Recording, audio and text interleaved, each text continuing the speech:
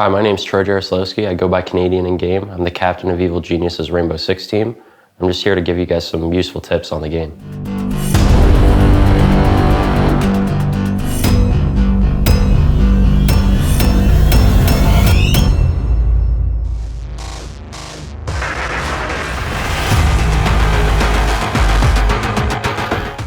So my first tip for defenders is taking the proper engagements based on your weapons. Defenders are equipped with submachine guns primarily, so they have greater fall-off damage, and they're mostly only equipped with one-time zoom sight, like holographics, reflex, and red dots. ACOGs are limited to only a few defenders, and attackers all have assault rifles and marksman rifles, etc. So they all have ACOGs as well and have the big advantage in long-range fights. Always keep in mind for your engagements that as a defender, you should favor close quarter combat.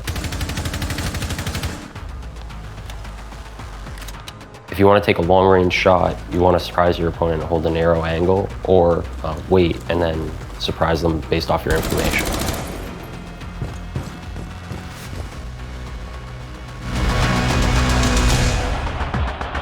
Depending on the game mode that you're playing, you need to change your defensive approach in-game. In hostage and secure area, you only need to defend one single room. So in that case, you want to reinforce as many walls around you as possible and keep the room as safe as possible. Don't forget though, there can be hatches above that you want to get as well. In bomb, things are a bit different because you have to defend two different rooms, and if the attackers plant the diffuser in one of them, that's enough for them to win the round. You need to be able to rotate and go from one room to the other to defend both of the bomb sites. You want to use impact grenades or shotguns in preparation phase to make rotation holds between the two sites.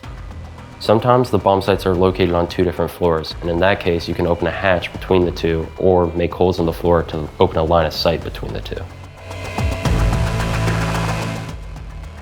As soon as the location of the objective is revealed, you want to take your time and look around and identify the main entry points for attackers. It can be things like windows, breachable walls, or even hatches and breachable floors in the room right above the objective room. Place your reinforcements and traps accordingly to create a good defensive stronghold. After you're all set up, you can start identifying ways that you can flank attackers.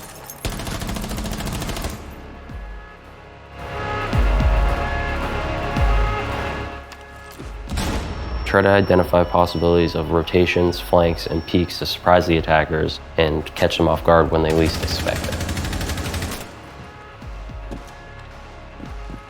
You can also open a window or door barricade to run out quickly and surprise attackers. In order to be quicker and increase the surprise, you can double punch a barricade to make sure that you can jump through it instantly. On some windows, you can even double punch the bottom of it. This way the attackers can't see that it's been prepared from the outside. Don't be too greedy and choose wisely when you want to run out. You want to prepare and have information for this, usually, because more often than not, there's going to be a claymore and an attacker waiting for you.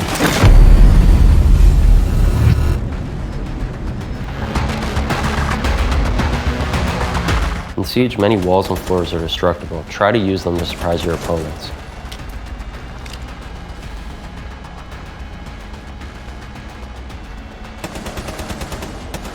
Although you can only jump from one floor to another using a hatch, some floors can be breached just to make lines of sight.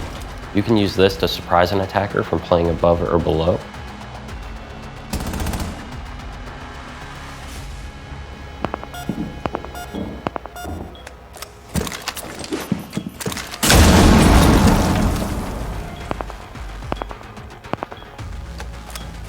Attackers can also use the breachable floor for lines of sight though. So you want to defend areas that have breachable floors so that the attackers can't use it against them.